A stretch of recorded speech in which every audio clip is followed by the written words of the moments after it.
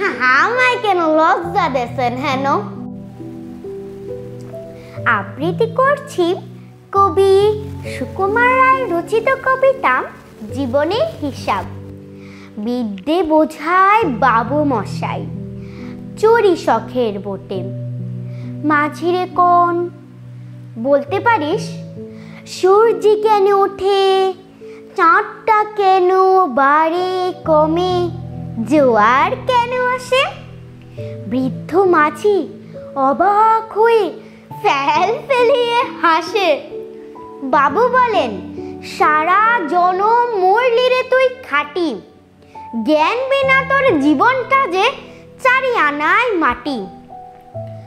খানিক বাদে কহেন বাবু, বল তো দেখি ভেবে, নদীর ধারা কেমনে আসে পাহাড় হতে নেমে?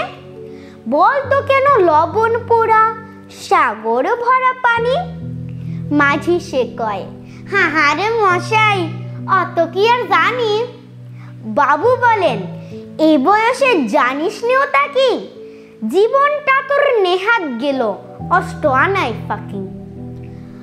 আবার ভেবে কহেন বাবু, বল তোরে বুড়ো, কেন এমন নীল দেখা যায় আকাশের ওই চূড়া? বল তো দেখি সূর্য চাঁদে গ্রহণ লাগে কেন? বৃদ্ধ বলে, আমায় কেন লজ্জা দেন হেন?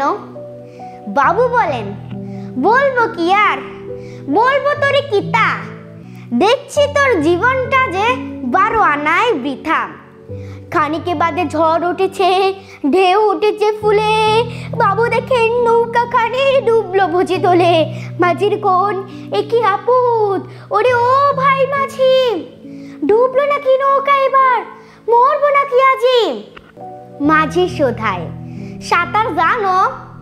মূর্খ মাঝি বলে, মশাই এখন কেন কাবু?